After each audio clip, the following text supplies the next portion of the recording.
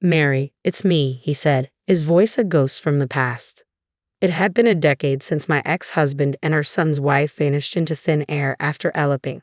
I'd buried thoughts of them deep within, avoiding the pain they left behind.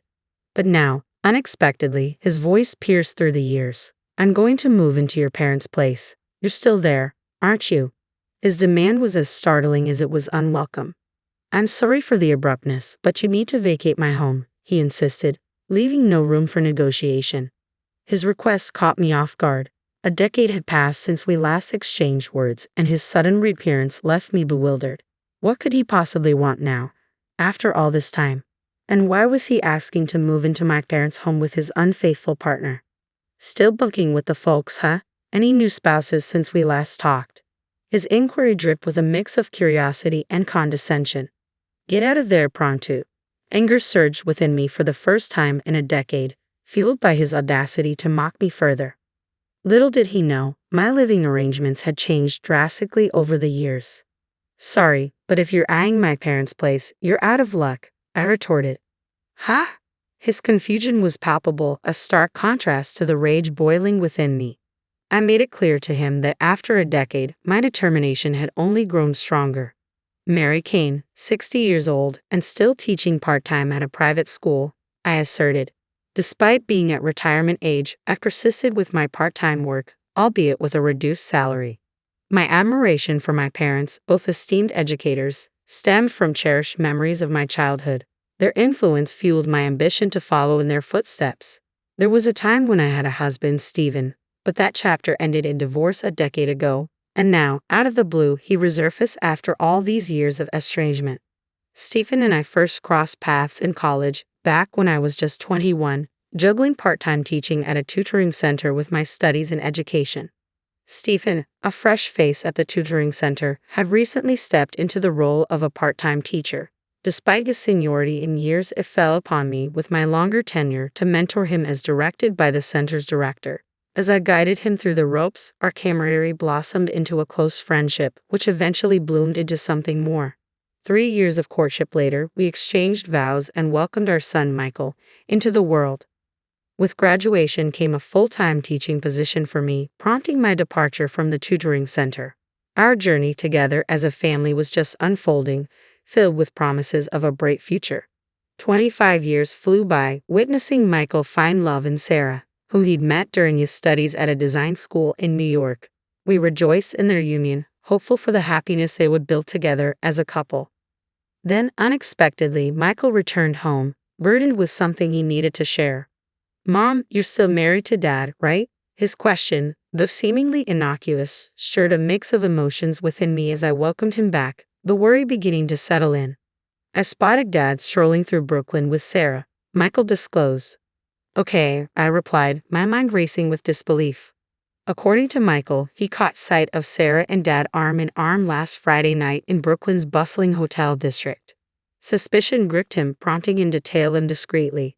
His surveillance led him to witness them disappear into a hotel. I couldn't wrap my head around it. Despite being in-laws, Stephen and Sarah shared a bond akin to that of a father and daughter. The notion of them meeting privately, let alone in a hotel, seemed unfathomable. I clung to the hope that it was a misunderstanding or a nightmare, but Michael's evidence shattered that illusion.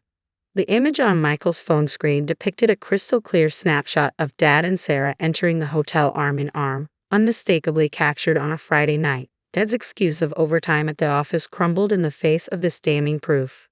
Additionally, I couldn't shake off the memory of Stephen's frequent late arrivals home over the past few months. His explanations vary from happy hour gatherings with colleagues to sudden business trips or urgent work demands on holidays.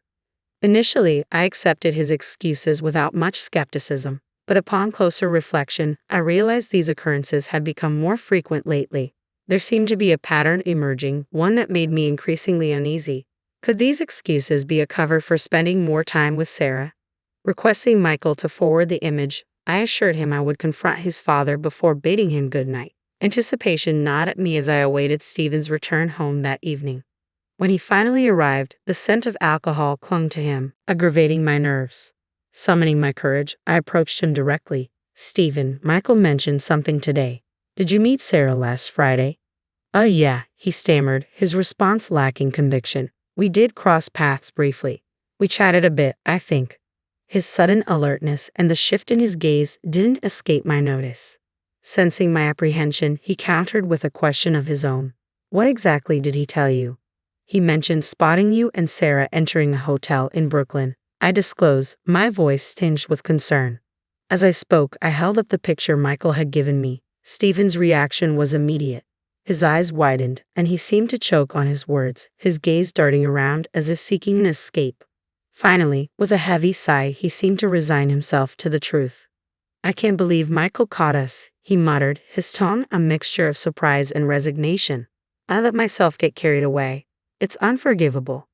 My heart sank as his admission sank in. No way, Stephen, I whispered, struggling to comprehend the betrayal. Realizing there was no use in denying it any longer, Stephen began to spill everything. He confessed to starting a relationship with Sarah 6 months prior, swayed by her advances and feelings that now eclipsed those for me. My mind reeled at the revelation. Had their affair begun around the time Michael and Sarah celebrated their 3rd anniversary? Despite my trembling shock, Stephen pressed on with his confession. I want to marry Sarah, Mary. I'm filing for divorce, he declared, his words like a dagger to my already shattered heart. I objected vehemently, my mind spinning with disbelief, but Stephen remained resolute. I can't continue like this. It's over between us. The following day, Stephen failed to return home. His absence was accompanied by a notable absence of his belongings and a finalized divorce decree left on the table. Later, a distraught call from Michael revealed that Sarah had disappeared, taking the divorce papers with her. It seemed she had no intention of coming back. The shock of Stephen and Sarah's sudden elopement left me reeling. That marked the end of my marriage to Stephen a decade ago. After the divorce, we sold our shared home, and I found solace in a new residence closer to my workplace. Initially, the loneliness of my new surroundings weighed heavily on me. Yet, as I immersed myself in my work, I gradually discovered that time had mended my emotional wounds. Teaching proved to be a powerful balm for my emotional wounds, a fact I only realized with hindsight. The steadfast dedication to my fulfilling career played a pivotal role in my healing journey. Continuing to work part-time at the school even after retirement, I found purpose and joy in the daily interactions with both colleagues and students. With each passing day, the weight of Stephen and Sarah's betrayal diminished, replaced by the gratification of nurturing young minds. 10 years on, thoughts of Stephen faded into the background of my life. While my income saw a decline after transitioning to part-time teaching, it remained sufficient for me to stay engaged with the school and the students who held me in high regard. Their affection and admiration filled a void akin to that of a parent. Additionally, I found solace in Michael's resilience, witnessing him throw himself into his work with renewed vigor, having overcome the initial shock of his father's and wife's betrayal. Any semblance of peace I had managed to find shattered with the shrill ring of the phone. Hello, Mary, it's Stephen. His voice pierced the silence, breaking a 10-year hiatus. I never anticipated hearing his voice again, and when I did, a surge of emotions overwhelmed me. What's the purpose of this call? You didn't reach out to reminisce about the past, did you? My words tumbled out with more force than I intended, fueled by years of pent-up resentment. After all, it was Stephen who had insisted on the divorce, leaving me to pick up the pieces. Stephen, ever composed and seemingly indifferent, countered, "Come on now, what's the point of this? Why did you even bother contacting me? You're the reason we're no longer together. I've moved on, Mary. You're not my husband anymore, and I have no interest in seeing you or hearing your voice. Let's cut to the chase, Mary. You're back at your parents', right?" His casual interruption grated on my already frayed nerves, prompting me to raise my voice once more, struggling to contain the surge of emotions stirred by his insensitive and light-hearted tone. Stephen pressed on, oblivious to my turmoil. "Sarah's expecting," he announced, the news hitting me like a freight train. "But raising the child is proving more financially challenging than we anticipated. Making ends meet has become increasingly difficult." According to his account, despite the significant age gap of 30 years, he and Sarah had shared a passionate bond. However, the dynamics shifted when Sarah fell pregnant last year, upending their lives. Both Stephen and Sarah had quit their jobs ahead of the due date, only to find themselves struggling to secure new employment. Forced to scrape by with part-time work, they faced mounting financial strain. With Sarah unable to work following the birth, their precarious financial situation loomed large. I reached out to Michael and my parents for help, but they all refused. Stephen chuckled over the phone, his words carrying the bitter edge. Stubborn lot, aren't they? His laughter echoed in my mind, conjuring images of Stephen's stern father, determined mother, and sullen younger brother, faces I hadn't seen since their wedding 13 years ago. His family, a portrait of strictness, resolve, and seriousness, had cut ties with me after the divorce. Yet, despite our estrangement, I never imagined Stephen as the type to tolerate infidelity or betrayal within his own family. So, what? You expect me to stay in our old house? I said yes, but first prioritize your relationship with your wife. Your eldest daughter and first grandchild should take precedence over a mere teacher. Leave now. His abusive tone ignited a fierce anger within me. Had my memories of Stephen over the past decade been too idealized? I hadn't anticipated this callousness from him. Then a realization dawned on me. In a subdued voice, I uttered, "I'm sorry, but if you're referring to my parents' house, it's no longer ours." "What do you mean?" Stephen's confusion mirrored my own until I clarified. "Both my parents passed away, Dad 3 years ago, Mom just last year. Their house became too much for me to manage alone, so I sold it. I don't have a house to offer you, Stephen." "Ha. I won't disclose my current address, and even if I did, you're not welcome here. Don't ever show up." Stephen's voice boomed with authority. "What about my inheritance? When your parents pass, should the family home and money come to me?" I frowned, angered by Stephen's cold calculations regarding my parents' demise. It was evident he had his eyes set on not only my funds but also my parents' estate. Despite his mention of familial ties, it was too late for any semblance of trust. I had already received my rightful share from my parents' estate, including their house. My parents had made it clear they wouldn't leave a single cent to a man who shamelessly eloped with their daughter-in-law a decade ago. On the day of our divorce, they were incensed upon learning of Stephen and Sarah's betrayal from Michael and me. Their fury was justified. They had treated Stephen like their own son, only to be repaid with the gravest betrayal. Before their passing, my parents took proactive steps to secure their estate, drafting a will to ensure everything, including our family home, would pass on to me in the event of Sarah's return. 7 years after my father's demise, my mother followed, leaving me the sole inheritor of our family's estate. While reluctant to part with the cherished memories embedded in our home, I honored my parents' wishes and decided to sell it. They hoped it would shelter someone more deserving than Stephen and Sarah. Stephen's reaction was explosive upon learning of this decision. "Don't play dumb. You can't. This is absurd. They wouldn't approve." The inheritance was legally passed down to me, I countered firmly, and their forgiveness isn't something I seek, especially not from Stephen and Sarah, who've done nothing but cause turmoil. Stephen, who had idled away his days, had no business meddling in my affairs. As I gazed at my disconnected phone, I realized Stephen's true colors: someone who would abandon others for his own gain, then lash out when denied. It was a revelation that my ex-husband, with whom I'd shared years of my life, could be so immature. As contempt simmered in my heart, another call came through, this time from Sarah. "You didn't bother to inform me about my own in-laws passing," she accused, her voice dripping with accusation. But her words failed to move me. If Sarah had truly been shocked by my parents' deaths, she would have expressed condolences or a desire to pay her respects. Instead, she immediately steered the conversation towards inheritance, legacy, and money, revealing her true priorities. Neither Sarah nor Stephen deserved a place before my parents' altar. With that thought in mind, I cut Sarah off before she could finish speaking. Later, I received a call from Michael. "Mom, did Dad and Sarah show up at your place?" he inquired. "No, they didn't, but they called, asking about the house and their inheritance," I replied. Michael's voice carried a hint of resignation. "I see. I thought they might reach out, especially after they visited me the other day." "Michael, are you okay? Did they cause any trouble?" I asked, concerned. "I'm fine, Mom, really. They just made a scene at my door. When I threatened to call the police, they took off. But I have an idea." Michael revealed his plan to me, prompting a decision to break the cycle of toxicity between Stephen and Sarah, not just for my own sake, but to safeguard my son as he embarked on a fresh chapter. A few days after putting this plan into action, I received a frantic call from Stephen. "Mary, did you have a hand in this? You're unusually quiet," he blurted out.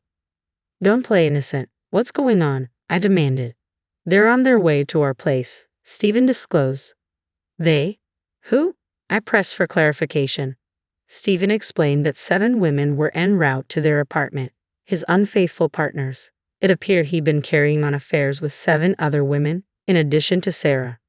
Unaware of Stephen's infidelities with 7 other women, Sarah found herself caught off guard by the sudden chaos. As the women erupted in anger, Stephen's frustration grew, directed now at Sarah. The revelation of multiple affairs left me dumbfounded.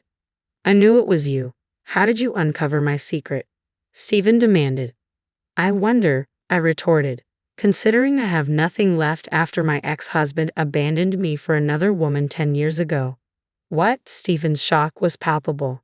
Turning the conversation around, Stephen unleashed a torrent of expletives over the phone, but his outburst failed to faze me in the slightest. As Sarah's distress escalated during our conversation, she hastily packed her belongings, unleashing a heated argument with Stephen, oblivious to my presence on the line. It was a chaotic scene unfolding before my ears, reminding me of the saying, things spiral out of control. With a heavy heart, I directed my final words to my ex-husband, though they may have fallen on deaf ears. Farewell, Stephen. Never darken my doorstep or our son's life again. With that, I ended the call. Little did Stephen know, the tumult sparked by the women he had been unfaithful with was the very plan Michael had alluded to. After Stephen and Sarah's tumultuous visit to Michael's home, where they were swiftly turned away, he wasted no time in enlisting the services of a professional detective agency to delve deeper into their affairs. As it turned out, Stephen's infidelity with Sarah had escalated into affairs with 7 other women, 3 of whom were married. Michael promptly relayed this information to me, along with Stephen and Sarah's current address, the very apartment uncovered by the detective agency. With this knowledge in hand, Michael and I coordinated a plan. We informed all 7 women of Stephen and Sarah's whereabouts and directed them to confront the couple simultaneously. The resulting chaos at Stephen and Sarah's apartment grew so intense that law enforcement had to intervene, dispatching police to the scene. Sarah ended her relationship with Stephen, and he found himself facing lawsuits from 3 aggrieved husbands, each demanding alimony payments exceeding 3 figures. Losing Sarah, his home, and his financial stability, Stephen now lives as a homeless individual in a park, struggling to make ends meet. A colleague spotted him seeking assistance at a soup kitchen. Meanwhile, Sarah, facing her own financial burdens, was hit with alimony demands surpassing 3 figures. Forced to borrow money to cover her expenses, she turned to a black market lender, a decision that would soon prove ominous. Shortly after securing the loan, she was forcibly abducted by intimidating individuals in a car, and her whereabouts remain unknown. 10 years have passed, and I've finally reached a final resolution with Stephen. Once again, I've returned to the tranquility of my life. While I remain single, contentment fills me as I immerse myself in the vibrant atmosphere of school. That alone is sufficient for me. In time, Michael found love with a woman who has a child of her own. They are now dating with the intention of marriage. My heart swells with hope that Michael, too, will discover a newfound joy and purpose in life.